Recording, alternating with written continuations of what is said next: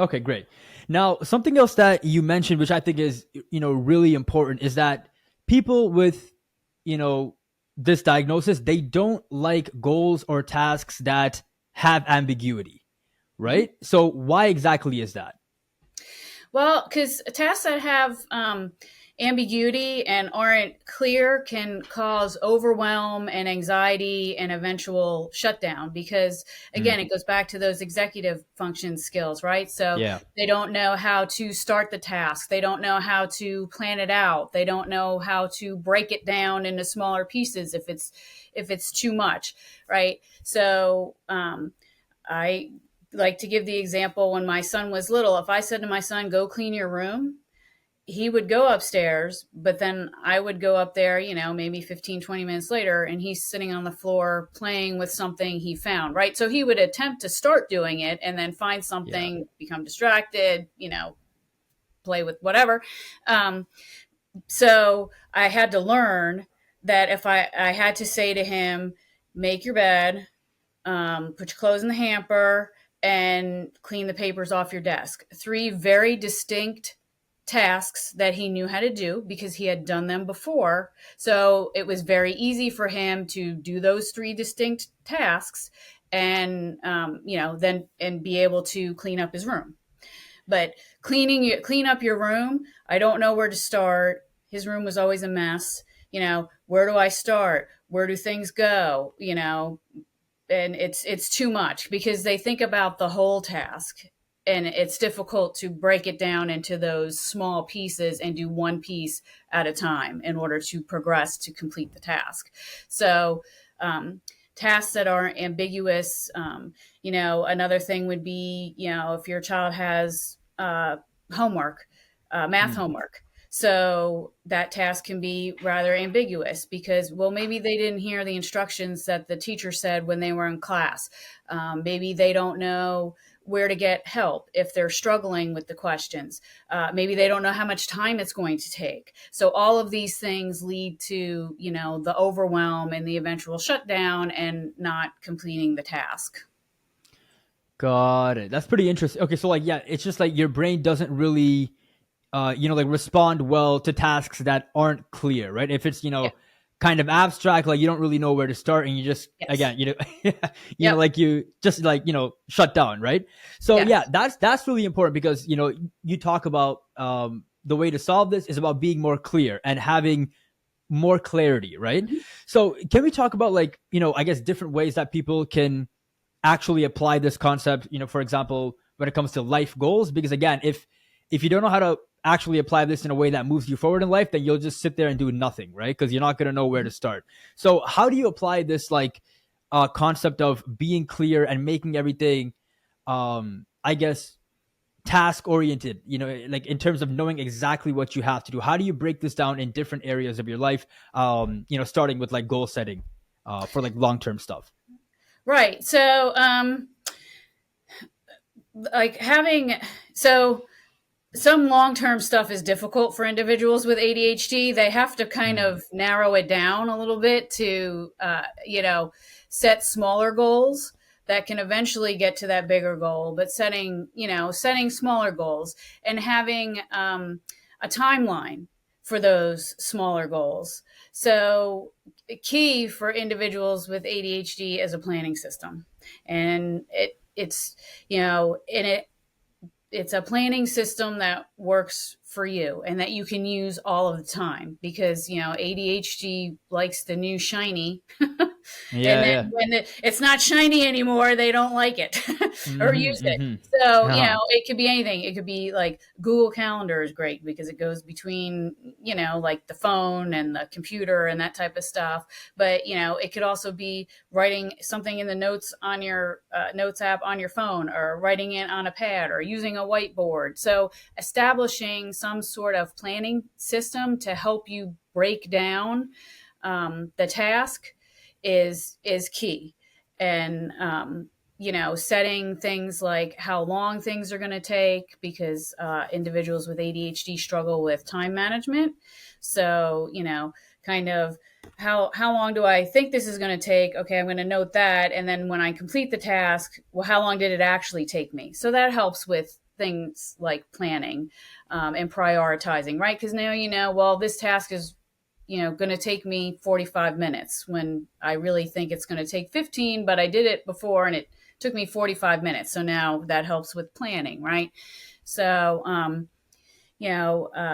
people that are procrastinators, which ADHD individuals like to procrastinate. um, Yeah. so, setting, artificial end dates for things, break the task down and then you set artificial end dates so that, okay, well, I'm going to do this on Tuesday and I'm making it due Friday, and, getting it done before, the timeline ends. So things like that are, helpful. And if you practice these skills every day, eventually, you'll be able to get to the end goal, to the big end goal. Okay, great. Now, why is it, I guess, not as effective for most people who, I guess, try to break it down when it comes down to long-term goals? Because obviously, it's going to be different for each individual, right? Mhm. But like in general, why is it difficult, for the long term? Is it just because it's too far away, so there's not enough like urgency? Like, what makes the long term not as effective? Yeah, that's part of it. So individuals with ADHD tend to live in the here and now. Like there's Hmm, no interesting. future, there's no past. It's right here, right now.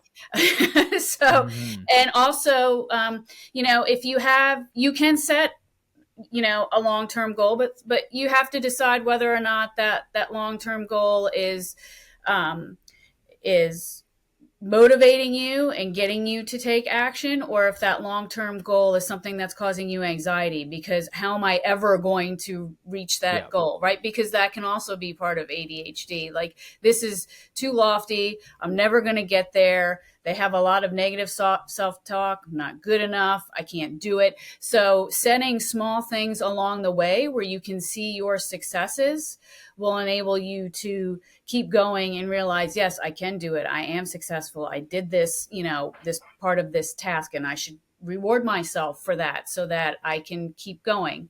Um, there's also one thing I want to bring up is there's a difference between activation and motivation. So individuals with ADHD are motivated to do things and get things done. They want to complete that task. And most of the time, they know how to complete that task. It's the activation piece. So, how do you get yourself to take action to actually take the steps to reach the goal? So Got it. that's what you have to figure out. What activates you? Um, Got it. you Yeah, know, that's right. is Yeah, it? we'll talk about that. Yeah, yeah. Yeah, Because that's important. Yeah. So here's the thing, though. When it comes down to like breaking tasks and kind of setting timelines and stuff like that, and setting certain times to go and do certain things, how do you make sure that you're not kind of crossing the line and becoming too structured, right? Because if it's too structured, then people with ADHD don't tend to like that either, right? yeah. Because like they want a bit of freedom, they want to, I guess, have some mental novelty, move, like in a swift way. So how do you not cross the line and become overly structured? Yeah, and that can be a problem, especially for individuals who are perfectionists. There are, individuals with ADHD who are perfectionists, and they get bogged down in the small details and the minutia and everything, and making sure everything is just perfect. And that can be, that can cause you to kind of, um, stop as well and just not move forward. And ADHD it's a lot of trial and error. So you have to Mm, find something that works for you that you can stick with. So you may try something and it may be too much because you're breaking down something way too much. And then you can say, okay, well, maybe I don't need to break it down that much. Maybe I can do a little bit more generalization type things. But, it is a lot of trial and error. So if something doesn't work, you may have to try something else to see if that is better for you. So, like, going back to using a planning system, some people like to put everything in there. Students want to put every homework assignment, every test, every exam, every errand they have to run, every doctor's appointment. But some individuals don't need that. Where do I struggle most? So Hmm. that's kind of how you should be breaking it down, and what you should be focusing on is where you struggle most. Like if I don't have trouble remembering that, I have to make a haircut appointment, well, I don't really need to put that on my calendar, Yeah. because that's also can be overwhelming. If there's so many things, right, that can also be very overwhelming. So yeah, it's a lot of trial and error and figuring out what works for you, and not being afraid to try different things, and not worrying about how other people do it. That's also a big thing. It doesn't matter how somebody else plans out their time, or that somebody else can get stuff done without, putting all of the steps on a calendar or writing them down or making a to-do list. So, you have to do it the way it works for you and create your own best environment.